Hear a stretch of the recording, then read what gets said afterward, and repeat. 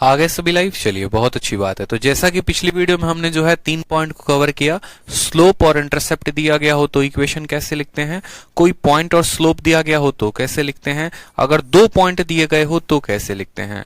अब आपका एग्जामिनर ऐसा छोटा छोटा क्वेश्चन भी पूछ सकता है जहां पर आपको सिर्फ वो 2 इंटरसेप्ट देगा, एक्स का इंटरसेप्ट दे दे, वाई का इंटरसेप्ट दे दे और तब बोले बता बेटा इक्वेशन कैसे लिखते हैं। तो अभी कुछ देर पहले बताया था, बस वही बात यहां जाननी है, कुछ नया नहीं जानना है। जैसे आपका एग्जामिनर क्या करेगा यहां पर, ठीक है। नेक्स्ट पॉइंट देखिए। अच्छा, इसके कुछ क्वेश्चंस बाकी रह गए थे, वो क्वेश्चंस हम कर लेते हैं। क्वेश्चन नंबर 26 देखो। क्वेश्चन नंबर 26 देखो, आपको कहा गया find the equation of a line passing through point 2,3 and 3,7। 2 point दे दिए गए हैं और दोनों पॉइंट देने के बाद आपसे कहा इक्वेशन बताओ। मैं मान लो मुझे फॉर्मूला नहीं आता कि भैया हम कैसे इक्वेशन निकालते हैं, तो हम क्या करेंगे, वैल्यू पुट करेंगे। कोई भी एक वैल्यू रख लो, एक्स की वैल्यू 2, वाई की वैल्यू 3, वाई की वैल्यू यहां 3 रखी तो हो गया 3, ठीक है। एक्स की वैल्यू कितनी रखी 2, तो 4 इंटू 2 कितना हो गया -8 और जमा में कितना हो गया 5, 5 3 8 -8, यानी ऑप्शन नंबर ए सेटिस्फाई कर रहा है। क्या ऑप्शन नंबर बी सेटिस्फाई कर रहा है वो भी देख लो। तो y के स्थान पर आपने 3 रखा, x के स्थान पर 2 रखा, तो 4 इंटू 2 8, 8 3 11, ये नहीं कर रहा। x के स्थान पर जरा रखना, तो x के स्थान पर आपने रखा 2 इंटू 2 4 हो गया, ठीक है। ये भी प्लस में है, ये भी नहीं करेगा। ऑप्शन नंबर डी देखो, 2 इंटू 2 कितना हो गया, तो 4 हो गया। y का मान हो गया 9, 4 माइनस 9 प्लस 17, 17 और 4 21 में से 9 घटाने पे 0 नहीं आता, मतलब ये भी सेटिस्फाई नहीं कर रहा। तो देख रहे हो ये सवाल मात्र 1 सेकंड में हो गया, मात्र 1 सेकंड में हो गया। कैसे, तुरंत का तुरंत हमने यहां पर रखा। कैसे रखा, ऑप्शन से। ऑप्शन में क्या रखना है, ऑप्शन में वैल्यू को रखिए, ऑप्शन में वैल्यू को रखिए और आपका आंसर आ जाएगा। बात खत्म मेरे भाई। अगर आपको नहीं पता 2 पॉइंट फॉर्म में इक्वेशन कैसे लिखते हैं, आप कोई भी वैल्यू को यहां ऑप्शन में रखिए, सेटिस्फाई करवाइए, आपका आंसर आ जाएगा। ठीक है, समझ में आ गया। बाकी फॉर्मूला तो आपको पढ़ाया ही है, y minus y1 divided by x minus x1 बराबर होगा किसके, तो बराबर होगा हमारे y2 minus y1 divided by x2 minus x1 के। अब एक और क्वेश्चन 2 पॉइंट फॉर्म के ऊपर कहा गया है, उस रेखा का इक्वेशन बताइए जो इस बिंदु से पास करती है और इन दो बिंदुओं के मध्य बिंदु से पास करती है, मतलब मिड पॉइंट से पास करती है। यानी पहला पॉइंट ये होगा और दूसरा पॉइंट हमारा इन दोनों का मिड पॉइंट होगा, दूसरा पॉइंट मिड पॉइंट होगा। अब जितने देर में इसका मिड पॉइंट निकालोगे, फिर उसका और इसका बनाकर इक्वेशन करोगे, उतने देर में वैल्यू रखोगे और ऑप्शन में आप वैल्यू को रखते ही आंसर निकाल लोगे। 2 और 3 से जरा देखो, क्या 2 और 3 से ये सेटिस्फाई कर रहा है, तो 3 इंटू 3 9 हो गया, ठीक है। और 2 इंटू 4 8 हो गया, 9 और 8 17, ये है बराबर नहीं है, ठीक है। यहां पर x का मान रखेंगे तो x का मान 4 इंटू 2 हमारा 8 हो गया, ठीक है। और 3 इंटू 3 9 हो गया, तो 8 माइनस 9 -1 के बराबर b सेटिस्फाई कर रहा है। ऑप्शन नंबर 3 में रखिए, ये प्लस बराबर 1 कभी नहीं आएगा। ऑप्शन नंबर डी में रखिए, 3 इंटू 2 6 और 4 इंटू 3 12, ये भी सेटिस्फाई नहीं कर रहा। मतलब फिर से 1 सेकंड में हमने आंसर दे दिया कि कौन सा आंसर होगा, ऑप्शन नंबर ए जो होगा वो करेक्ट आंसर होगा। किस बिहाफ पर हमने आंसर दिया है, तो वैल्यू को रखकर हमने आंसर दिया है। बाकी अगर हमें मेथड से जाना है तो बड़े आसानी से हम जा सकते हैं। हम बोलेंगे कि पहला पॉइंट हमारा क्या है, तो पहला पॉइंट हमारा 2,3 है और दूसरा पॉइंट क्या है, तो इन दोनों का मिड पॉइंट है। 6 और 4 10, 10 का आधा कितना होगा, तो बोलेंगे सर 5 होगा, ठीक है। और यहां पर 9 और 5 14, 14 का आधा कितना होगा, तो 7 होगा। यानी ये पहला पॉइंट है, ये दूसरा पॉइंट है। इन दोनों पॉइंट का इस्तेमाल करके हमें क्या करना है, तो हमें यहां पर स्लोप निकालना है या हमें इक्वेशन बनाना है। तो बोलेंगे y minus 3 divided by x minus 2 बराबर होगा, 7 में से 3 गया तो 4, 5 में से 2 गया तो 3। भैया क्रॉस मल्टीप्लाई कर लो, तो बोलोगे सर 3y माइनस 9 बराबर होगा 4x माइनस कितने के, तो 8 के, ठीक है। यहां पर लिखिए तो 3y और माइनस का 4x, ठीक है।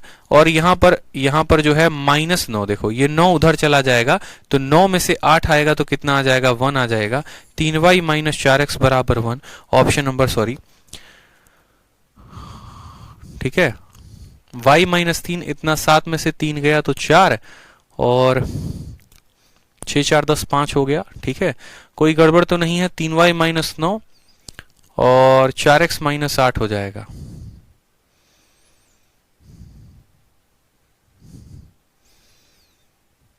तीन वाई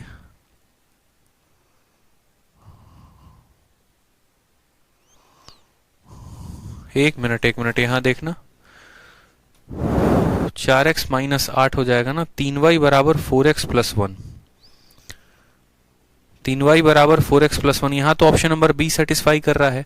वैल्यू भी रखना, देखना जरा, 4 इंटू 2 8 हो गया और -9। अच्छा ठीक है, ऑप्शन नंबर बी सेटिस्फाई कर रहा था, ऑप्शन नंबर ए कहां से सेटिस्फाई करेगा? ऑप्शन नंबर ए सेटिस्फाई थोड़ी करेगा। ऑप्शन नंबर ए में जरा वैल्यू रखो, 3 इंटू 3 9 है और 4 इंटू 2 8 है, तो 9 और 8 17 के बराबर, ये सेटिस्फाई नहीं कर रहा है।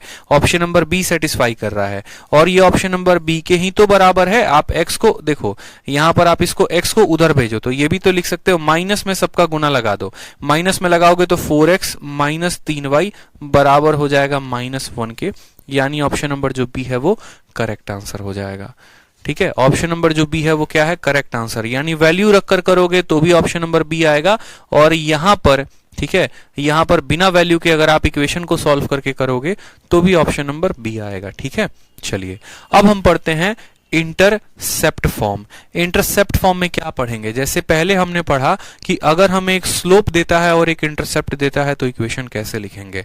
फिर हमने यहां पर पढ़ा कि एक स्लोप देता है, एक पॉइंट देता है तो इक्वेशन कैसे लिखेंगे। फिर हमने पढ़ा कि अगर 2 पॉइंट देता है तो इक्वेशन कैसे लिखेंगे। अब हम पढ़ेंगे कि अगर हमारा एग्जामिनर सिर्फ और सिर्फ इंटरसेप्ट दे दे तो इक्वेशन कैसे लिखेंगे। यानी आपको बोलेगा कि देखो ये एक तुम्हारी लाइन है, ये क्या है? तुम्हारी लाइन है। यहां जो है आप ऐसे समझ लोगे, ठीक है, कि ये आपका एक्सिस है और यहां पर ये एक लाइन है। ये जो x पर काटती है, देखो x पर काटती है तो मान लो -5 पर काटती है, y पर काटती है तो 4 पर, यानी x का इंटरसेप्ट -5 है, y का इंटरसेप्ट 4 है, तो इक्वेशन कैसे लिखोगे बताओ। तो उस केस में इक्वेशन जो हम लिखते हैं हमेशा याद रखेंगे, x बटे a जमा y बटे b बराबर होगा 1 के। ये हमारा फॉर्मूला होता है लिखने का। x के नीचे x का इंटरसेप्ट, y के नीचे y का इंटरसेप्ट बराबर होगा 1 के, और ऐसे हम लिखते हैं क्या? तो इसका इक्वेशन। इसका क्या लिखते हैं मेरे भाई? तो यहां पर इसका लिखते हैं equation. The equation of a straight line whose x intercept and y intercept are a and b respectively is given by this form.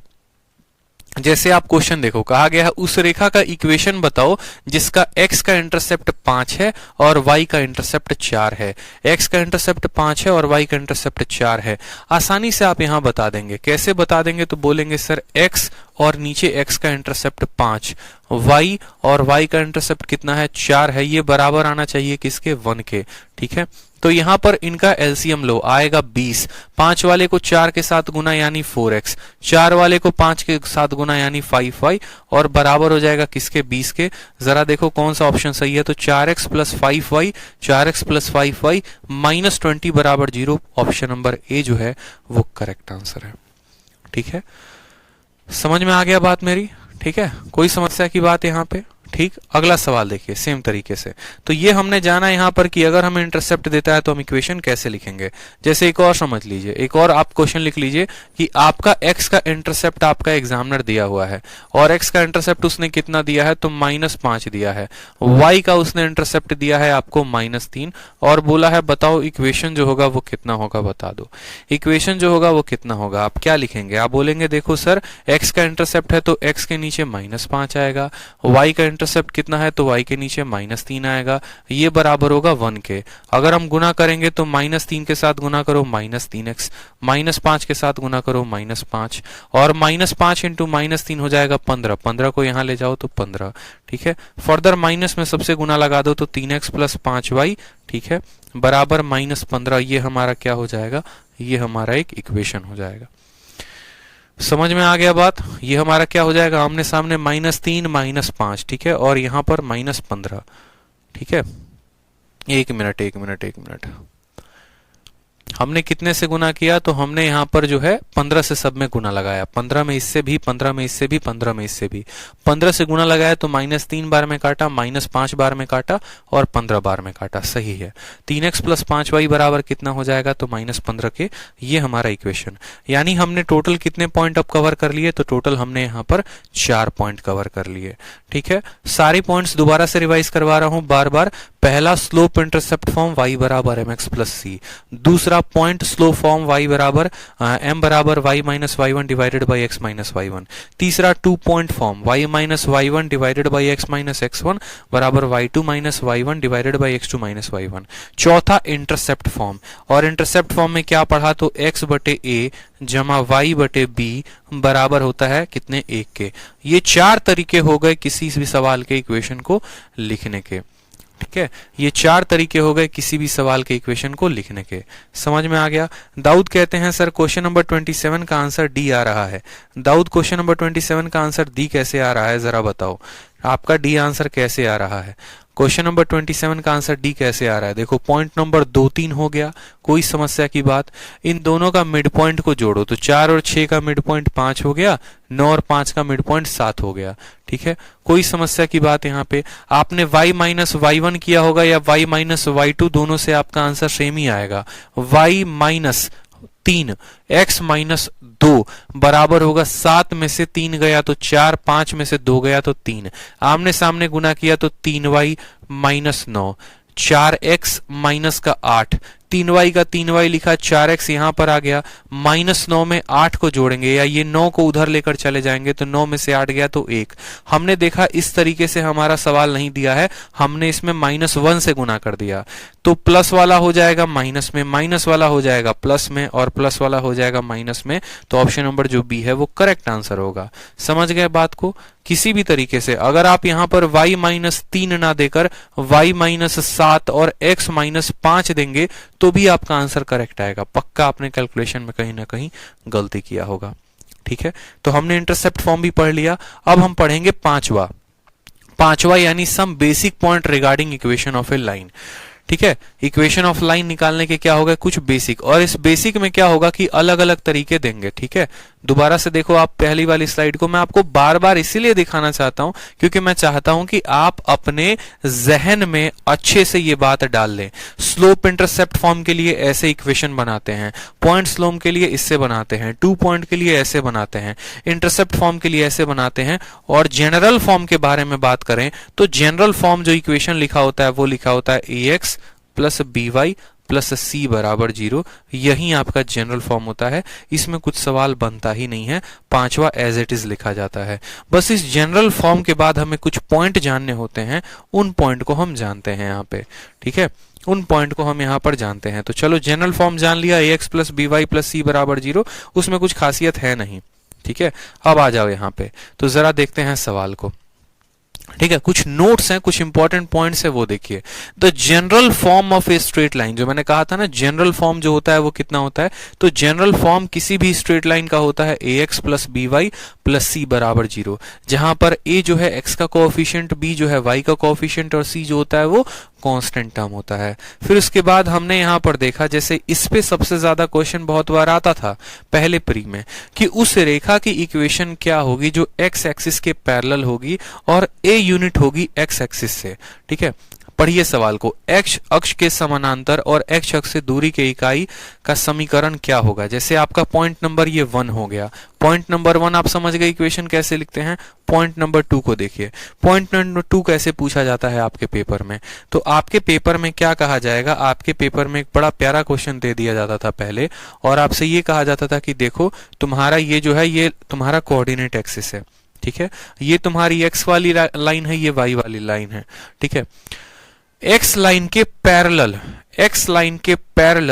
3 unit positive में यानी +3 यूनिट में एक लाइन जा रही है, उस लाइन का इक्वेशन बताओ। यानी x लाइन के पैरेलल, तो x के पैरेलल 1 2 3 कितने यूनिट पर, 3 पर। मेरी बात को समझना, या मान लो यहां पर ये जो लाइन है ये ऐसे गई है। ठीक है, एक ऐसे लाइन है और एक ऐसे हवा से गुजर के चली गई है। बोला है x रेखा से पैरेलल एक लाइन जा रही है, x रेखा से पैरेलल एक लाइन जा रही है और कितने यूनिट पर जा रही है, तो वो लाइन यहां पर 3 यूनिट में जा रही है, 3 यूनिट पैरेलल जा रही है। तो इस लाइन का इक्वेशन कितना होगा बता दो, इस लाइन का इक्वेशन कितना होगा बता दो। तो मैंने वही बात आपसे यहाँ पॉइंट नंबर 2 में लिखा है कि अगर कोई रेखा x के पैरेलल जाती है ठीक है, और जितना यूनिट जाती है उसका इक्वेशन लिखेंगे y बराबर प्लस माइनस a। अगर यहां पर ये पॉजिटिव में है तो यहां पर आंसर पॉजिटिव में होगा, नेगेटिव में है तो नेगेटिव में होगा। जैसे मानो यही वो लाइन थी और उस लाइन का नाम था एक्स वाई, जो एक्स के पैरेलल जा रही थी और 3 यूनिट पॉजिटिव में जा रही थी, तो इसका पता है इक्वेशन क्या होता? इसका इक्वेशन सीधा बोलते y बराबर 3, y बराबर 3, बात खत्म। मतलब अगर x के पैरेलल जा रही है तो आंसर होगा y बराबर 3, क्योंकि देखो ना ये लाइन की वैल्यू क्या है, क्या इस लाइन में x का कोई मान है? नहीं है। इस लाइन में यहां पर y का मान है। y का मान देखो, x यहां 0 है, ठीक है, क्योंकि जनरल इक्वेशन क्या होता है? तो एक जनरल इक्वेशन होता है ax प्लस by, ठीक है, और प्लस c बराबर यहां पर 0। x का कोई मान है नहीं, कोएफिशिएंट लगा ही नहीं है, ठीक है। y के साथ कोएफिशिएंट लगा और यहां पर y की वैल्यू कितनी है? तो y की वैल्यू 3 है, इसीलिए इसका वैल्यू कितना हो जाता है, या इसका इक्वेशन कितना हो जाता है? तो 3। यानी यहां पर कहीं पर भी आप अगर देखेंगे तो हर जगह y का मान आपको कितना नजर आएगा?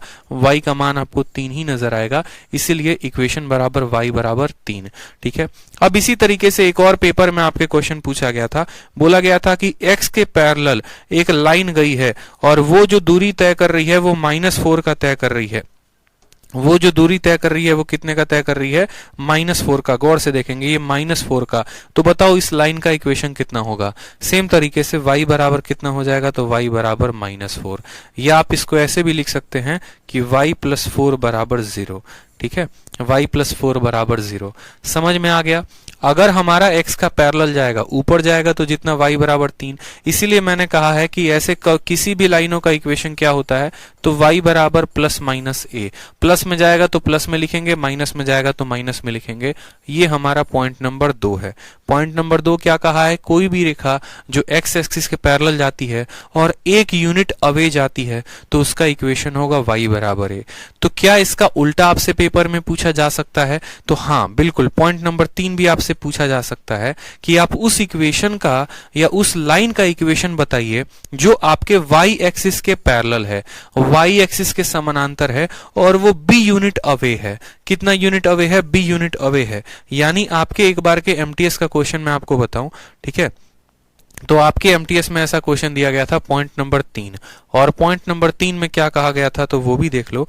पॉइंट नंबर 3 में आपको कहा गया था कि एक रेखा है, सीडीएस में भी इनफैक्ट ये पूछा गया क्वेश्चन है, सिर्फ एमटीएस में नहीं, सीडीएस में भी पूछा जाता है, सिर्फ एमटीएस में नहीं, आपको सीडीएस में भी पूछा जाता है, ठीक है। और क्या पूछा गया था वो देखो, बोला गया था कि देखो एक्स एक्सिस के पैरेलल तो तुमने बहुत सारी रेखाएं बना ली, वाई एक्सिस के पैरेलल बनाओ।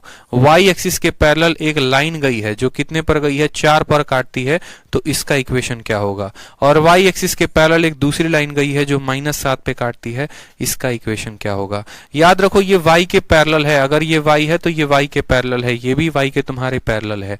यहां पर इसकी दूरी हर जगह पर 4 4 4 4 4 है, तो y के पैरेलल है, तो इक्वेशन को लिखने के लिए किसका इस्तेमाल करेंगे? x का इस्तेमाल करेंगे। यानी इस लाइन का इक्वेशन हो जाएगा x बराबर, पॉजिटिव में है तो पॉजिटिव लिखेंगे, ठीक है। उसी तरीके से इसका कैसे लिखेंगे? तो x बराबर नेगेटिव में है तो कितना लिखेंगे? x बराबर -7 लिखेंगे। समझ में आ गया मेरी बात को?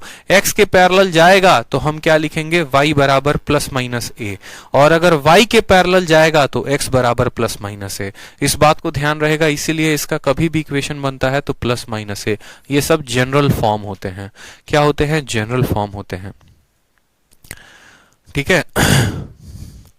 समझ में आ गया बात? चलो अब आ जाओ नेक्स्ट, पॉइंट नंबर 4 देखो। पॉइंट नंबर 4 क्या कहता है? तो पॉइंट नंबर 4 आपसे क्या बोला है? पॉइंट नंबर 4 आपसे कहा है, पॉइंट नंबर 4 आपसे कहा है कि equation of a straight line parallel to Y axis and B unit away from इतना इज एक्स बराबर +-b, जो कि आपको यहां बता दिया है हमने, ठीक है। Equation of a straight line parallel to Y axis B unit away from इतना, और यहां पर भी यही पॉइंट है दोबारा से, ठीक है। ये दोनों पॉइंट सेम है, खैर छोड़ो। नेक्स्ट पॉइंट देखो, ये पॉइंट दोनों सेम है, इसमें पत्ता ना कुछ गड़बड़ी हुआ है, चलो इसको छोड़ो। यहाँ देखो ये पॉइंट दोनों सेम आ गए।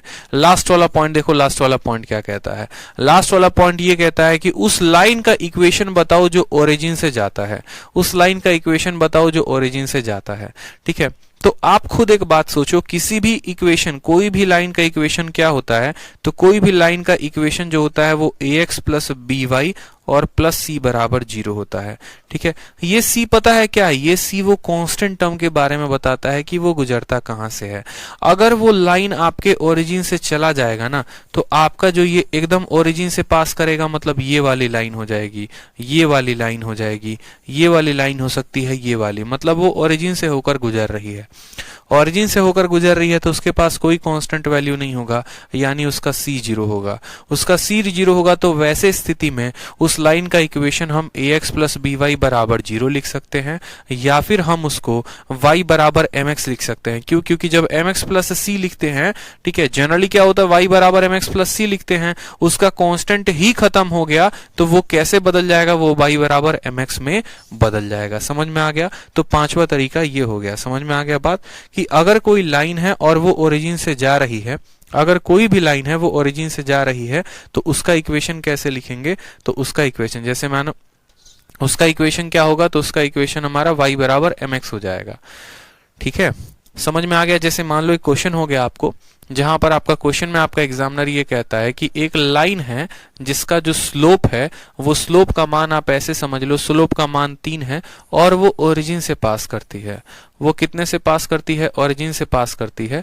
ठीक है, वो पास करती है ओरिजिन से, तो बताओ उसका इक्वेशन क्या होगा, उसका इक्वेशन क्या होगा, बता दो जल्दी से। ठीक है, जिसका स्लोप 3 है वो पास करती है ओरिजिन से, तो इक्वेशन क्या होगा? आप बोलेंगे सर बड़ा कॉमन सेंस का बात है कि y बराबर इक्वेशन क्या लिखते हैं, mx प्लस सी लिखते हैं। ठीक है, यानी यहां पर y बराबर लिखेंगे, x का मान कितना है, तो x का मान, m का मान कितना है, तो 3 है, तो y बराबर 3x। क्या c का कोई वैल्यू होगा? नहीं, ओरिजिन से पास करती है तो c 0, मतलब इतना ही, यानी हम इसको लिखेंगे y माइनस 3x बराबर 0, y माइनस 3x बराबर 0, और ये इस लाइन का क्या हो जाएगा, इक्वेशन, जिसका स्लोप तो 3 है लेकिन वो ओरिजिन से पास करती है। ठीक है,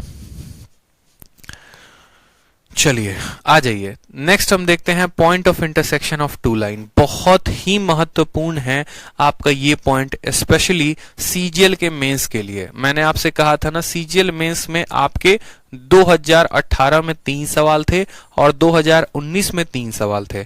18 में 3 में से 2 सवाल इस पॉइंट पर आए थे, जो बकायदा हम आपको यहां से दिखाएंगे। ठीक है, 18 में ये देखो, 2018 का 11 सितंबर, फिर 2018 में 11 सितंबर, फिर 12 सितंबर को एक सवाल, 12 सितंबर का दूसरा सवाल, फिर 13 सितंबर का एक सवाल, फिर 13 सितंबर का दूसरा सवाल, फिर 15 तारीख को, फिर 16 तारीख को और फिर 18 तारीख को। हर शिफ्ट में एक एक क्वेश्चन पूछा गया है इस पर्टिकुलर पॉइंट से। यानी जितने भी बच्चे इस बार के मेंस दे रहे हैं, आप भाई इस पॉइंट को जरूर कवर अप कर लो।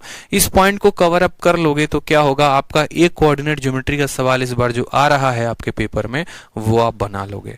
ठीक है, वो आप बना लोगे। तो चलो आ जाओ यहाँ पे, आप सवाल को देखो। Point of intersection of two line, दो रेखाओं का प्रतिच्छेद। पता है क्या होता है?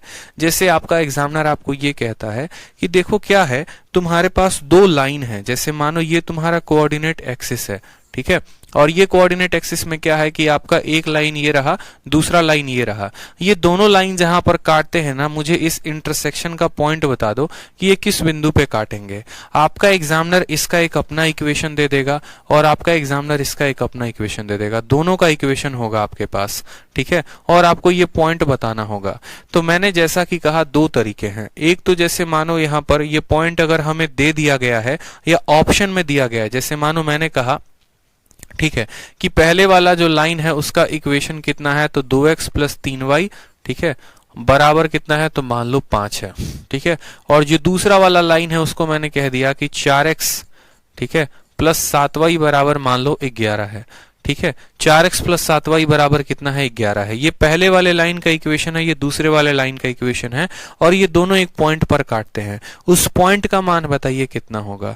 तो आप बोलेंगे कि सर इसको सॉल्व करना पड़ेगा। सॉल्व करने के लिए क्या करेंगे, तो x अगर है तो दोनों जगह पर, तो x को आप क्या करेंगे, बराबर करके काटेंगे। यानी बोलेंगे 2x प्लस 3y है, यहाँ पर 4x प्लस 7y है, तो क्या करो, इसका दोगुना इसमें से घटा दो। यानी 2 का दोगुना हो जाएगा 4, 3 का दोगुना हो जाएगा 6 और 5 का दोगुना हो जाएगा 10। जब आप इसमें से घटाएंगे 4 से 4 खत्म, 7 में से 6, y का मान आ जाएगा 1। y का मान आ जाएगा तो y में रखेंगे तो x का मान आ जाएगा आपका 1। तो आप पता कर पाए क्या कि भैया यहाँ पर ये जो पॉइंट था ये कितना था, 1,1 था। ठीक है, आप इस तरीके से पता कर पाए कि पॉइंट कितना था, 1,1 था। अब दूसरा तरीका, जैसे मान लीजिए कि आपका एग्जामिनर क्या करता, यहाँ पर आपके ऑप्शन दे देता और वो कहता कि 1,1 पहला पॉइंट है, दूसरा पॉइंट ऑफ इंटरसेक्शन 1,2 है, तीसरा पॉइंट ऑफ इंटरसेक्शन 3,1 है, चौथा पॉइंट ऑफ इंटरसेक्शन 2,1 है। और वो आपसे कहता कि ये दो लाइनें हैं, पहली वाली लाइन ये रही, दूसरी वाली ये रही, ये दोनों एक दूसरे को यहाँ पर प्रतिच्छेदित करती हैं, तो उस पॉइंट ऑफ इंटरसेक्शन का बताओ क्या होगा। अब खुद सोचो, ये जो पॉइंट है 1,1, ये इस लाइन के लिए भी लागू होता है, ठीक है, ये पहले वाले के लिए भी लागू होता है और वही 1,1 दूसरे के लिए भी लागू होता है। यानी यहाँ पर जो भी पॉइंट होगा ना, उसको इस इक्वेशन पे रखने पे सेटिस्फाई करेगा। एक तरीका होता है सवाल को हल करके और दूसरा तरीका होता है ऑप्शन का इस्तेमाल करके। ऑप्शन में 1,1 दिया गया है, 1,1 इसमें भी रखो तो 2 इंटू 1 2, 3 इंटू 1 3, 5 सेटिस्फाई कर रहा है और 4 इंटू 1 और 7 इंटू 1 11 सेटिस्फाई कर रहा है। मतलब 1,1 ही क्या होगा, करेक्ट आंसर होगा। क्योंकि मेरे भाई जो भी ये पॉइंट है वो दोनों इक्वेशन को सेटिस्फाई करेगा, वो दोनों लाइनों पर स्थित है, वो पहली पर है तो उसको भी सेटिस्फाई करेगा, दूसरी पर है तो दूसरी को भी करेगा। ये बात आपका एग्जामिनर समझ गया कि अगर हम बच्चे को ऑप्शन में उस पॉइंट का मान दे रहे हैं तो वो क्या करता है कि उस पॉइंट का मान इक्वेशन में रख के सेटिस्फाई कर लेता है और वो इक्वेशन को सॉल्व नहीं करता। तो उसने क्या किया, थोड़ी चतुराई दिखाई और चतुराई दिखाने के बाद आपको कुछ ऐसे सवाल पूछ दिए, ऐसे पूछने लगा सवाल में। उसने क्या किया कि आपसे वो पॉइंट नहीं पूछा, ठीक है, जैसे मानो यहां पर इसकी वैल्यू कितनी आती, x, y आती ना, तो उसने x y नहीं पूछा, उसने आपसे ऐसे बोल दिया 3x प्लस 5y का मान बताओ कितना होगा, और 3x प्लस 5y का मान आपको ऑप्शन में देखने को मिलेगा, जिससे आप ये पता ही नहीं लगा सकते कि x का मान कितना है। जैसे इसी सवाल में मैंने आपको x, y का मान दिया है, अगर मैं इसी सवाल में आपसे मैं बोल देता कि मुझे यहां पर बता दो कि 3x प्लस 2y का मान कितना होगा, ठीक है, तो आप हल कर लेकर आए हो तो x का मान 1, y का मान 1, तो 3x प्लस 2y यानी 3 इंटू 2, यहाँ 5 हो जाता, मान लो 10 हो जाता, 15 हो जाता, 20, ये 4 ऑप्शन दिए जाते। तो 4 ऑप्शन में आपको जो भी मान दिया गया है वो 3x प्लस 2y का दिया गया है, ना कि x, y का। तो ये बात आपको समझना पड़ेगा। उस केस में फिर आपको पक्का इक्वेशन को सॉल्व करना ही करना पड़ेगा, बिना किए सॉल्व हो ही नहीं सकती है बात। तो क्वेश्चन नंबर 29 को देखिए, क्या कहा गया है कि भैया ग्राफ है, दो इक्वेशन दिए गए हैं, एक ये पहला है और वो दूसरा है, दोनों एक दूसरे को प्रतिच्छेदित करते हैं, इंटरसेक्ट करते हैं अल्फा और बीटा पे। अल्फा और बीटा पे तो हमें 3 अल्फा प्लस बीटा का मान बताना है कि 3 अल्फा प्लस बीटा का मान कितना होगा। बता दीजिए यहाँ पर 3 अल्फा और बीटा का मान कितना होगा, बताइए। ठीक है, बताइए। आपके सामने जो है मैं आपको कुछ सेकंड दे रहा हूं, 2 मिनट का समय दे रहा हूं, चलो बताओ यहाँ पर सॉल्व करते हैं कैसे इक्वेशन को, बताओ। ठीक है, मेंस का क्वेश्चन है, बताइए जल्दी से। इक्वेशन सॉल्व करना भी आपको बता दिया है, बताइए चलिए।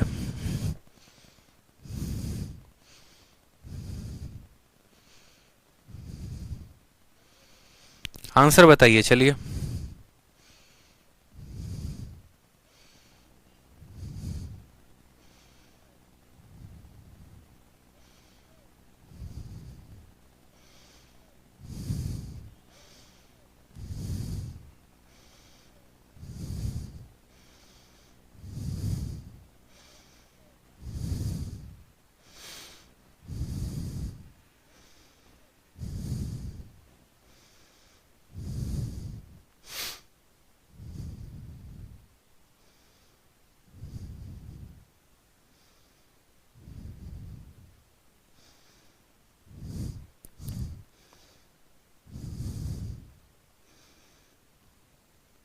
सभी का आंसर आना चाहिए।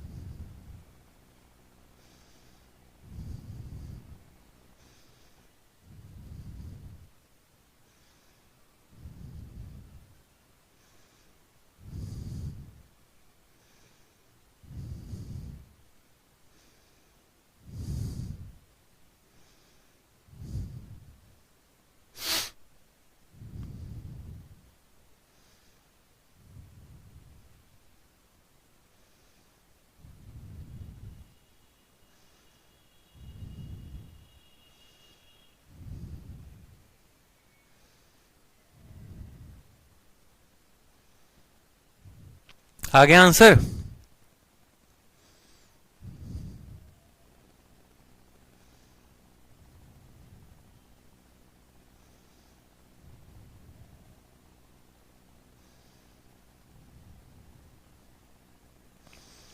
बताओ, बहुत शानदार, सभी के आंसर आ गए। ठीक है, चलो बाकी भी ट्राई कर लो एक बार जल्दी से।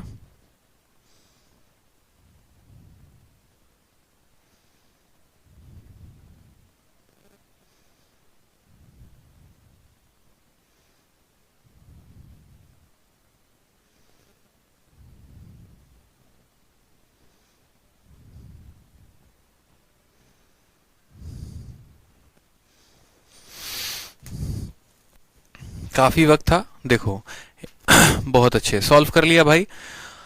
अब यहां पर देखो दो तरीके होते हैं। पहला तरीका तो होता है जो आप बचपन में सीखते थे कि हमें इस इक्वेशन को क्या करना है, सॉल्व करना है, और इक्वेशन को सॉल्व करने के बाद वैल्यू रखना है। जैसे मानिए आपका एग्जामिनर आपको कहता है कि 3x प्लस वाई माइनस 5 बराबर 0, ठीक है, और दूसरा हो गया आपका 2x माइनस वाई, ठीक है, माइनस 5 बराबर 0।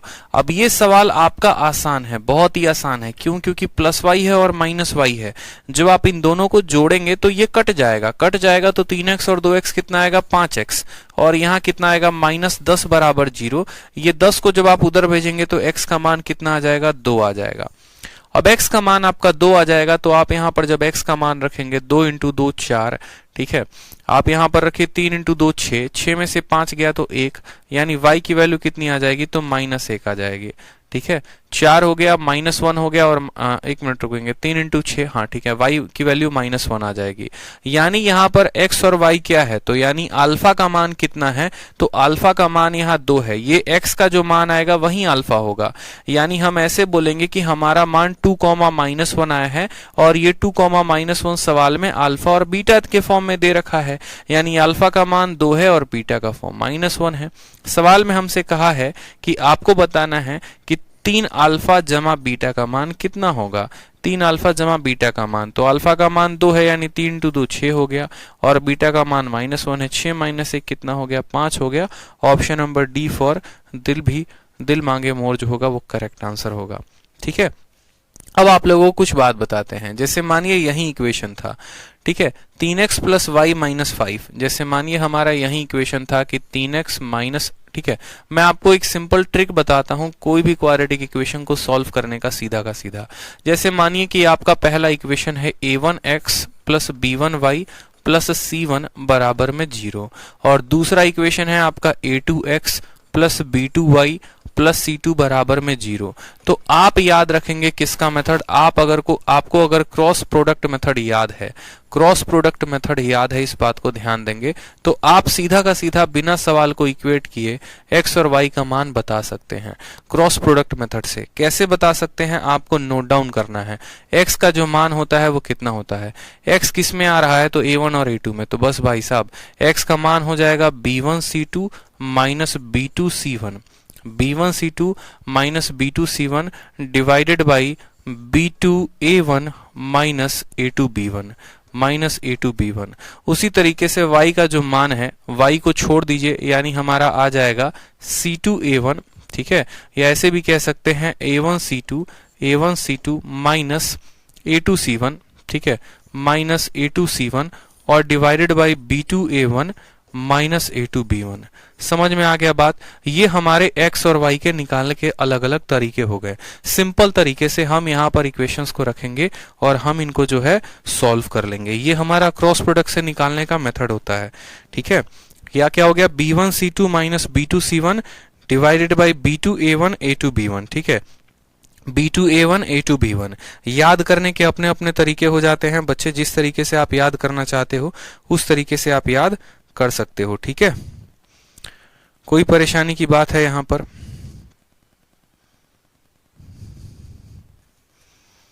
ठीक है, x का मान कैसे निकाला है, तो देखो x का मान यहां पर जो है ना, यहां पर इसको बदली कर लेंगे, यहां पर इसको बदली कर लेंगे। देखिए थोड़ा सा गलती है यहां पर, इसको बदली कर लीजिए। यहां पर y के जगह पर पहले आपका आता है c1, कितना आता है, c1 हो गया, और a2 आ जाता है, c1 a2 आ जाता है, और माइनस c2 a1 आ जाता है।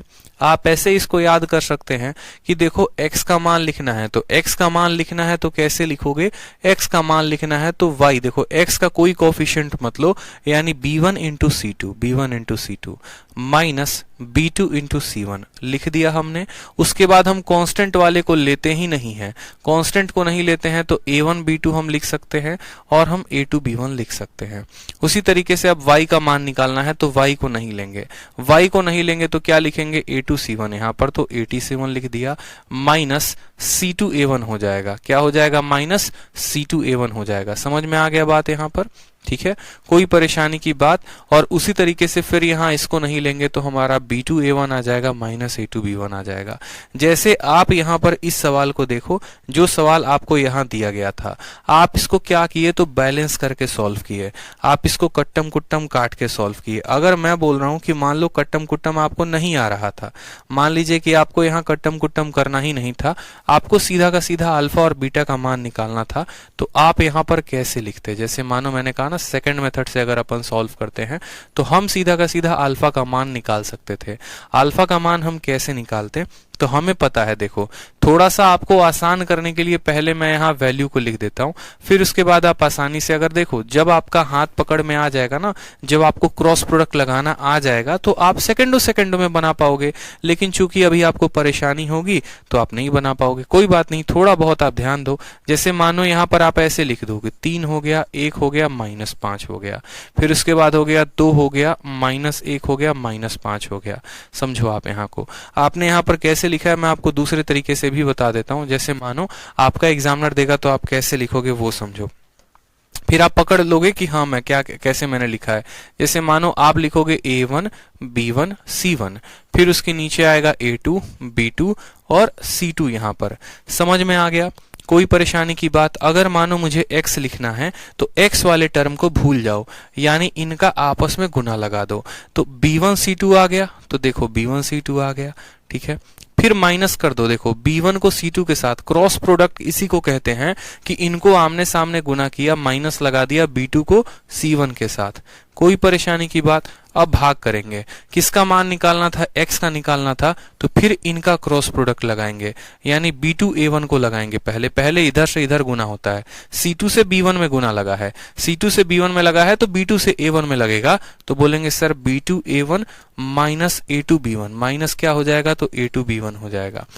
उसी तरीके से मान लो जब यहाँ पर y का मान निकाल रहे हैं, तो y का मान निकाल रहे हैं तो अब y में ये बीच वाला है, बीच वाले को गोली मारो, यानी c2 से a1 में गुना करो, सॉरी बीच वाले को गोली मारो, ये बीच वाले को गुना करो, तो यहाँ पर जो है आप a2 से c1 में गुना करो, इस साइड a2 से c1 में गुना करेंगे तो बोलेंगे sir a2 c1 minus c2 a1, minus कितना हो जाएगा तो c2 a1, और डिवाइड करेंगे कितने के साथ, तो डिवाइड करेंगे फिर c2 से a1 के साथ यहाँ पर, ठीक है। यहाँ पर जो है, यहाँ पर c को लेंगे नहीं, c को नहीं लेंगे तो b2 से a1 यहाँ पर लेंगे, ठीक है, और माइनस करेंगे a2 b1 के साथ। आपको ये बात ध्यान रखनी है, ये बातें ध्यान रख लिए तो बड़े आसानी से जो है क्रॉस प्रोडक्ट लगा पाओगे, और अगर ध्यान नहीं है तो क्रॉस प्रोडक्ट नहीं सीख पाओगे।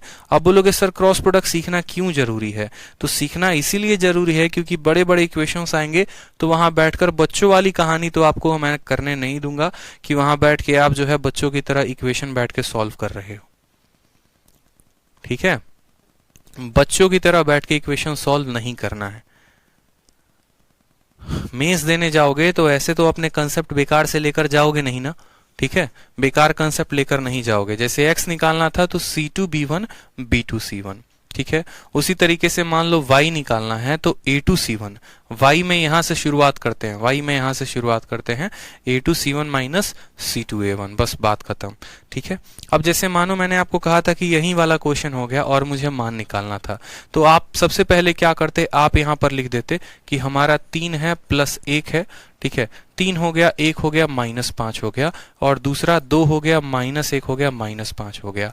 आपको सीधा का सीधा अल्फा का मान निकालना था, तो अल्फा का मान निकालना था यानी x का मान, तो इसको छोड़ो, -5 इंटू 1 कितना आ जाएगा, तो -5, ठीक है।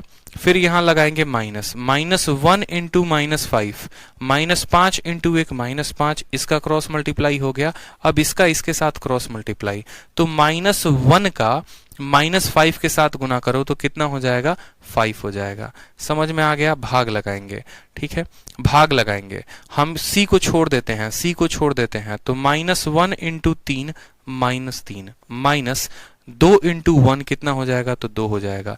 यहां पर वैल्यू कितनी आई, तो ऊपर आ गया -10 आ गया, और नीचे कितना आ गया, तो -4 आ गया। सॉरी, नीचे कितना आ गया, तो -5 आ गया। दिख रहा है आपको, -5 और माइनस इतना, ये खत्म। अल्फा की वैल्यू कितनी आ गई, अल्फा की वैल्यू 2 आ गई, दिख रहा है आपको। और यहां पर भी अल्फा की वैल्यू कितनी आ गई थी, तो अल्फा की वैल्यू सीधी की सीधी 2 आ गई थी। उसी तरीके से अगर आपको बीटा का भी मान निकालना है, तो बीटा में नीचे वाला सेम रहता है, नीचे -5 आया है तो यहां भी -5 रहेगा। बस बीटा में आप ऐसे समझ लो, y को नहीं लेना, यानी 2 इंटू -5 कितना हो जाएगा, -10, ठीक है। फिर -5 इंटू 3 -15, ठीक है।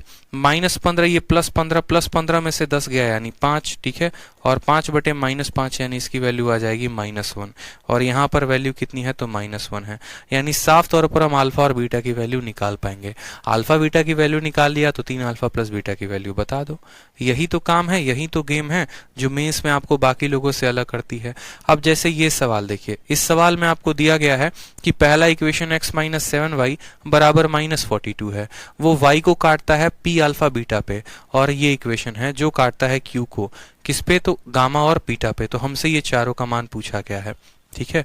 अब यहां पर देखो, ये थोड़ा दूसरा सवाल हो गया, ठीक है, ये थोड़ा सा हटकर सवाल हो गया, इसमें हम नहीं लगा सकते। इसमें सवाल में ये नहीं कहा है दो लाइनें एक दूसरे को काटती हैं, इसमें सवाल में ये कहा गया है कि ये वाली जो इक्वेशन है वो कहां पर कट करती है, तो y एक्सिस पर इंटरसेक्ट करती है। अब आप मुझे बताओ, कोई भी इक्वेशन है, जैसे मानो कोई भी लाइन हो गई, कोई भी रेखा हो गई, y पर काटेगी, तो जब y पर काटेगी तो उसका x कितना हो जाता है, तो बोलेंगे सर उसका x 0 हो जाता है। उसका x कितना हो जाता है, तो 0। x को जब 0 रखोगे तो माइनस से माइनस खत्म, 7 से 6 खत्म, यानी ये 0,6 पर काटेगा। कितने पर, तो 0,6 पर। कितने पर काटेगा, तो 0,6 पर काटेगा। समझ में आ गया, 0,6, यानी अल्फा का मान कितना हो जाएगा, तो बोलेंगे सर अल्फा का मान 0 और बीटा का मान कितना हो जाएगा, तो 6 हो जाएगा। अब जरा दूसरा वाला इक्वेशन आ जाओ, ये दूसरा वाला, ये काटता है x एक्सिस पर। जो भी लाइन अगर x एक्सिस पर काटती है तो उसके y का मान 0 होता है। इसके y का मान 0 करेंगे तो x का मान 2.5 आ जाएगा, ठीक है, क्योंकि 15/6 कितना हो जाएगा, 2.5, यानी y का मान 0 होगा और x का मान कितना होगा, 2.5 होगा। यानी यहाँ पर अगर हम गामा की बात करें तो गामा हमारा हो जाएगा 2.5, और डेल्टा की बात करें यहाँ पर तो वो हो जाएगा 0। बोला गया है चारों को जोड़कर मान बताओ, तो 6 और 2.5 कितना हो जाएगा, 8.5, इसका उत्तर हो जाएगा। ये थोड़ा अलग क्वेश्चन है। यहाँ पर पहली वाली रेखा y पर काटती है यानी उसका x 0 करना है, दूसरी वाली रेखा x पर काटती है यानी उसका y 0 करना है, और इस तरीके से उनके वैल्यूज निकालने हैं। कोई समस्या की बात यहाँ पे, कोई परेशानी की बात यहाँ पे, ठीक है। चलो नेक्स्ट क्वेश्चन देखो, सेम तरीके से कहा है कि एक आपका पॉइंट ये है और दूसरा पॉइंट आपका ये है, ये दोनों एक दूसरे को इंटरसेक्ट करते हैं अल्फा और बीटा पे। 3 अल्फा माइनस बीटा बता दो। तो मैंने कहा ना, एक तो तरीका बचपन वाला आपको याद है कि भैया इन दोनों को हमको सॉल्व करना है और अल्फा और बीटा का मान निकालना है, और दूसरा हम आपको बताएं cross product method. Cross product method में आपने क्या सीखा, पहले लिखना कि कितना है, 3 है, -5 है, और उस 19 को इधर लेकर आ जाओ तो -19 है। दूसरे वाले में क्या सीखा है, ठीक है, तो पहले x का लिखेंगे, तो x का -7 है, y के साथ +3 है, और यहाँ पर 1 है। लिखने वक्त गलती मत करना, x फिर y फिर कांस्टेंट, x फिर y फिर कांस्टेंट, और कांस्टेंट को इक्वल साइड लाके, तो x y और फिर कांस्टेंट, फिर यहाँ पर -7 फिर +3 +1। अब हमको पता है अगर अल्फा का मान बताना है तो 1 को क्रॉस प्रोडक्ट करो किसके साथ, 5 के साथ, तो -5, माइनस 3 को करो 19 के साथ, -19 के साथ, तो कितना आ जाएगा, -57, ठीक है। भाग करेंगे, भाग करेंगे, कांस्टेंट को हटा दो, 3 को 3 के साथ गुना करो तो 9 आ जाएगा, -7 और -5 कितना हो जाएगा, तो 35 हो जाएगा यहाँ पर, ठीक है। तो आप बताओ, माइनस और माइनस 57, 57 में से 5 जाएगा तो बोलोगे सर 52 आ गया, ठीक है। कितना आ गया 52 आ गया, और 35 में से आपका 9 चला जाएगा तो कितना हो जाएगा 26 हो जाएगा, और कितना 26 तो -26 दिख रहा है आपको। ठीक है, क्या 26 52 को काटेगा तो जी हाँ 2 बार में, यानी x का मान यानी हमारा अल्फा का मान -2 आ गया है। अब अल्फा का मान -2 आ गया है तो आप इसमें रखकर ऑटोमेटिक y का मान निकाल सकते हो या बीटा का मान। जैसे मानो मैंने कहा x का मान यहाँ -2 रखते हैं तो बीटा का मान कितना होगा। ठीक है, तो यहाँ -2 रखेंगे तो -7 को -2 से गुना करने पर कितना आ जाएगा 14, 14 और जमा 1 कितना हो जाएगा 15, वो 15 उधर जाएगा तो -15, -15 को 3 से भाग करेंगे तो y का मान हमारा आ जाएगा -5। y का मान कितना आ गया -5। सवाल में हमसे, या बीटा का मान -5, सवाल में हमसे कहा गया है 3 अल्फा माइनस बीटा का मान बताइए। ठीक है, अल्फा का मान -2 तो 3 इंटू -2 हो जाएगा -6, माइनस बीटा का मान कितना है -5, माइनस माइनस प्लस, -6 में +5 यानी -1 जो होगा वो करेक्ट आंसर होगा, option number B for Baahubali. ठीक है, तो सवाल को हमने बच्चों की तरह सॉल्व नहीं किया, हमने क्रॉस प्रोडक्ट लगाया। क्रॉस प्रोडक्ट के लिए फॉर्मूला याद होना जरूरी है। अल्फा भी निकाल लोगे तो बीटा को इक्वेशन में रख के बता सकते हो। क्लियर है, बता दो। चलो क्वेश्चन नंबर 31 के बाद देखो क्वेश्चन नंबर 32 क्या कहा है। कहा है एक इक्वेशन ये है और दूसरा इक्वेशन ये है, ये आपको x1 y1 पे इंटरसेक्ट करते हैं। फिर उसके बाद कहा है the graph of equation intersect x axis का इस पॉइंट पे, तो हमसे यहाँ पर ये मान अलग अलग पूछे गए हैं। तो ठीक है भैया, ये दोनों इक्वेशन एक दूसरे को इंटरसेक्ट करते हैं तो इनका पॉइंट ऑफ इंटरसेक्शन निकाला जाए जरा। तो हम कहेंगे 2 है, +3 है और -11 है। दूसरे वाले में 1 है, -2 है और +12 है। अल्फा का मान बताना है, या हमसे कहा गया है x1 पर इंटरसेक्ट करता है तो x1 का मान बताएंगे। x1 का मान बताने के लिए हमको पता है x लेने से हम बाधित है, यानी 12 इंटू 3 कितना हो जाएगा तो बोलेंगे 36, -2 और -11 कितना हो जाएगा तो 22 हो जाएगा। भाग करेंगे, कांस्टेंट नहीं लेना है, तो -2 इंटू 2 कितना हो जाएगा -4, -1 इंटू 3 कितना हो जाएगा तो यहाँ पर 3। ठीक है, 36 में से 22 गया तो कितना हो जाएगा 14 हो जाएगा, और 14 बटे -7, 14 बटे -7 यानी आ जाएगा हमारा -2, माइनस का आ गया हमारा 2। ये किसका मान है, x1 का मान है, यानी x का मान है। जब आप यहाँ पर x का मान कितना रखेंगे -2 रखेंगे तो -2 और 12 हो जाएगा हमारा 10, वो 10 उधर जाएगा तो -10, -2 -10 को 5 बार में काटेगा, यानी y1 का मान हमारा कितना आ जाएगा तो y1 का मान 5 आ जाएगा। x1 y1 का मान पता चल गया। अब कहा गया है ये दूसरी वाली जो लाइन है वो कहां पर काटती है, तो वो x एक्सिस को काटती है। x एक्सिस पर काटती है तो ऑटोमेटिक इसका y 0, जब इसके y को आप अंडा बना दोगे तो x का मान कितना हो जाएगा -12, यानी यहां पर अगर आप बात करेंगे तो आपका x2 का मान कितना हो जाएगा -12 और y2 का मान कितना हो जाएगा तो 0 हो जाएगा। क्यों, अगर ये रेखा x एक्सिस पर काटती है तो y का तो कोई मान ही नहीं होगा, यानी y2 0 होगा, और y का कोई मान नहीं होगा तो x2 का मान -12। सवाल में कहा गया है x1 - x2, तो x1 कितना है तो -2 है और x2 कितना है तो -12 plus y1 plus y2, y1 का मान कितना है 5, y2 का मान कितना है 0, तो -12 और माइनस ये +12, 12 5 17 में से 2 गया तो कितना हो जाएगा 15 आपका करेक्ट आंसर है। 15 is the correct answer, option number जो सी है वो करेक्ट आंसर हो जाएगा। ठीक है, 12 में से 2 गया 10, 10 5 कितना हो जाएगा 15 हो जाएगा। क्लियर है भाई, चलो खुश हो, समझ में आ रहा है, मजा आ रहा है।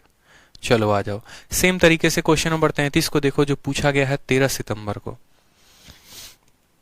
क्या पूछा गया, बोला गया एक इक्वेशन ये है, दूसरा इक्वेशन ये है, किस पॉइंट पर अल्फा और बीटा पर इंटरसेक्ट करते हैं, अल्फा और बीटा का मान बताइए। आपको सेम तरीके से लिखना है, यहाँ पर 5 हो गया, फिर उसके बाद लिखेंगे 2 हो गया, फिर -1, फिर उसके बाद x के स्थान पर -3, y के स्थान पर +4, कांस्टेंट पर +5। आपको पता है कि भैया अल्फा का मान बताना है। अल्फा का मान अब थोड़ा तेजी करेंगे, 5 × 2 10 आ जाएगा और माइनस यहाँ पर आप माइनस माइनस प्लस हो जाएगा। 4 एकम कितना, सीधा का सीधा लिखेंगे 4। ठीक है, कांस्टेंट निकालेंगे, 5 चौके 20 हो गया, माइनस माइनस प्लस हो गया यहाँ पर 6, 14/26 आ गया। कितना आ गया यहाँ पर, 5 लिख दिया, 2 लिख दिया, -1 लिख दिया, x के स्थान पर -3, y के स्थान पर +4 और यहाँ 5 हो गया। x का मान निकालना है, x को ढको, 10 -4 यानी आ गया। कांस्टेंट को हटा दो, 20 हो गया हमारा और -6 हो गया 26, यानी हम बोलेंगे 14 बटे कितना आ गया, 14/26। किसका मान है, x का मान, यानी 7/13। कितना हो गया भैया, तो 7/13 हो गया।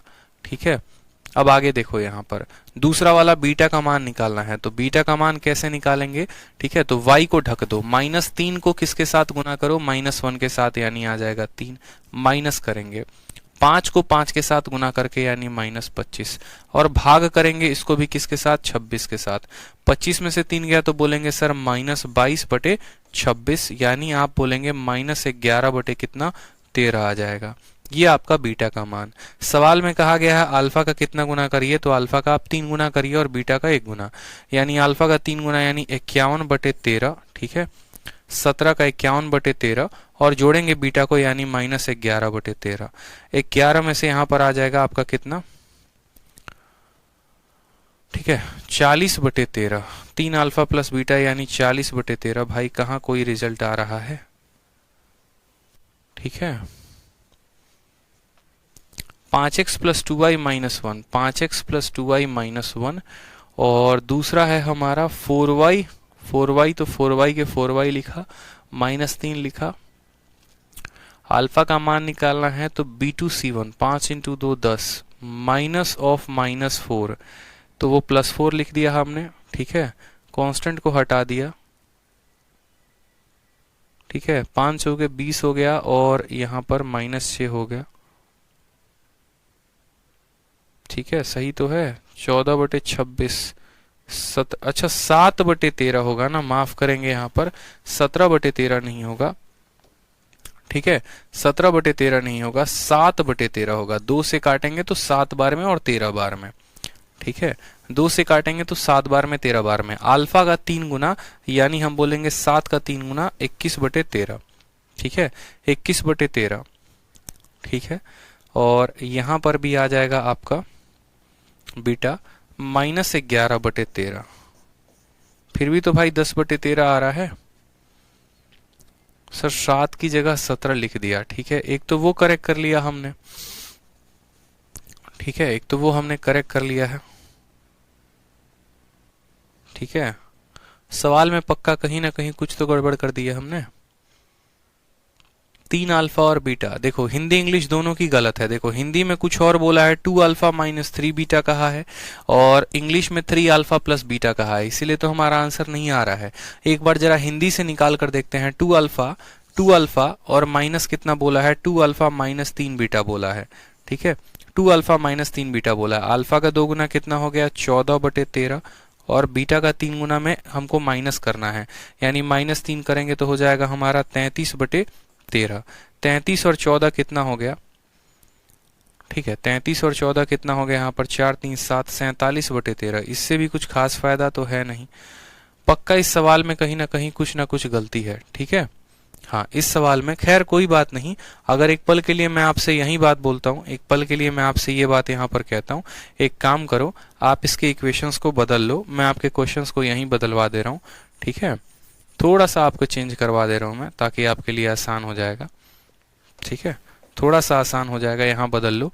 आपका सवाल में आपको 3 अल्फा + बीटा ही दिया है पूछने को, ठीक, लेकिन आपका जो ऑप्शन नंबर डी है, वो आपका ऑप्शन नंबर डी जो है वो क्या है, नन ऑफ दीज है, या नन ऑफ दीज। यहाँ पर देखिए आपका ऑप्शन नंबर डी जो है वो आपका क्या हो जाएगा, यहाँ पर नन ऑफ दीज हो जाएगा, N.O.T।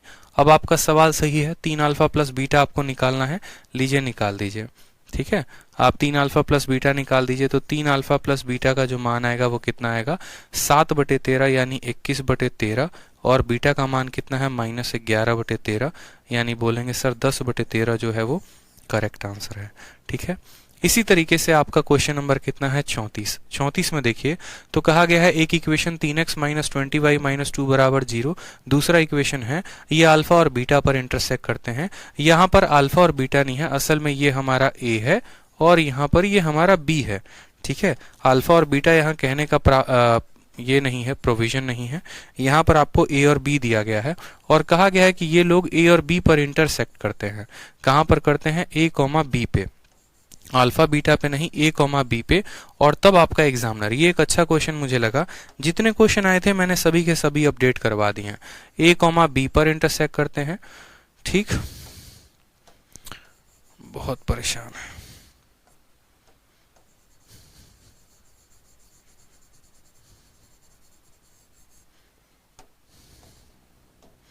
a, b पर आपको क्या करता है? तो a, b पर एक दूसरे को काटता है।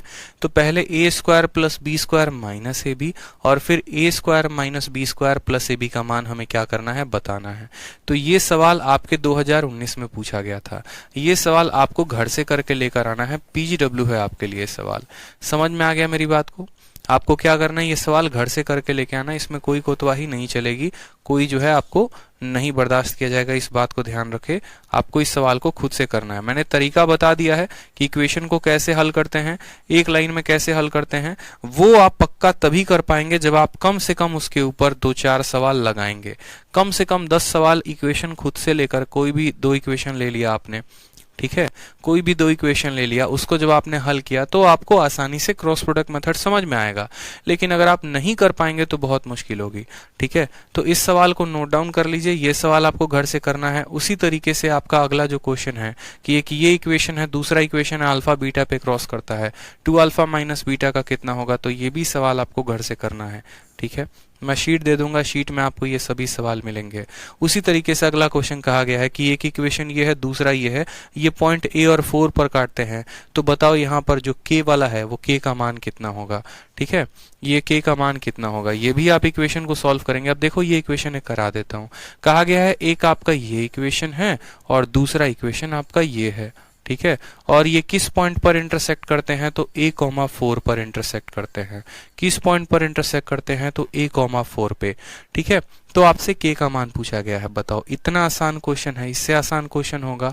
अगर ये a, 4 पर इंटरसेक्ट करते हैं यानी y बराबर 4 सेटिस्फाई करेगा।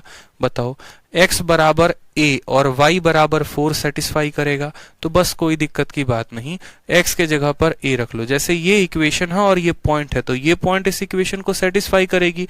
तो आप बोलेंगे हाँ सर, क्योंकि ये पॉइंट अगर इस इक्वेशन से पास हो रही है तो पक्का सेटिस्फाई करेगी। x के स्थान पर a को रख दो, यानी 4 इंटू a कितना हो जाएगा? 4a। और y के स्थान पर 4 को रख दो, -8 बराबर कितना हो जाएगा? तो 10 हो जाएगा। 4a माइनस 8 बराबर कितना हो जाएगा? 10। यहां पर 4a का मान कितना आएगा? तो 18 आएगा। ठीक है, तो a का मान कितना आएगा? 18/4 यानी 4.5 आ जाएगा। a का मान कितना आएगा? 4.5 आ जाएगा। समझ में आ गया बात मेरे? ठीक है, अब यहाँ पर यही वाले वैल्यू को आप दूसरे वाले में रख दीजिए। अगर ये पहले को सेटिस्फाई करता है तो ये दूसरे को भी सेटिस्फाई करेगा। तो इसको आप दूसरे वाले में रख दीजिए। दूसरे वाले में रखेंगे तो उसका इक्वेशन क्या बनेगा? तो बोलेंगे सर 4a जमा यहाँ पर कितना हो जाएगा? 4k और बराबर कितना होगा? तो बराबर होगा हमारे 2k। 4a का मान कितना है? 18। तो 4a के जगह पर 18, 18 में से 2 आ गया तो 16, या ये 18 उधर जाएगा तो बोलेंगे सर 4k का जो मान आ जाएगा 2 माइनस 18 यानी -16। तो k का मान कितना हो जाएगा? -4 हो जाएगा। तो k का मान कितना? -4। ऑप्शन नंबर जो सी है वो करेक्ट आंसर हो जाएगा। समझ में आ गया मेरी बात को? यही इक्वेशन को पहले में रखा तो a का मान आ गया, या 4a का मान आ गया, फिर इसी को हमने दूसरे में रखा तो वहां पर हमें k का मान आ गया। इस तरीके से आपके क्वेश्चंस पूछे जा रहे हैं इंटरसेक्शन के ऊपर। तो 2018 के मेंस के जितने सवाल थे वो करवा दिए, 2019 के मेंस के जितने सवाल थे वो करवा दिए इंटरसेक्शन पे। अब अगले क्लास में हम यहाँ पर क्या पढ़ेंगे? तो हम पढ़ेंगे 2 लाइनों के बीच का कोण। ठीक है, फिर इसके बाद, इसको पढ़ने के बाद फिर फिर हम तब आ जाएंगे एरिया पे। फिर एरिया पढ़ने के बाद तब हम यहाँ पर एरिया किसका पढ़ेंगे, तो ट्रायंगल का, फिर पढ़ेंगे क्वाड्रिलेटरल का, फिर पढ़ेंगे सर्कल का, ठीक है। और फिर उसके बाद हम यहाँ पर ऑर्थो सेंटर, इन सेंटर, ये सब पढ़ेंगे जो बहुत हाई हाई लेवल के हैं, जो सिर्फ और सिर्फ मेंस में पूछे जाते हैं, प्री में उनका कोई वास्ता नहीं होता, ठीक है। तो अगला 2 भी क्लास लग सकता है, 3 भी लग सकता है, और इस तरीके से हम मेंस के लेवल के बाकी सभी कंसेप्ट को क्लियर अप कर देंगे, ठीक है। चलिए, तो ध्यान रखिए अपना, खुश रहिए, मस्त रहिए, लव यू ऑल, मिलेंगे नेक्स्ट क्लास में।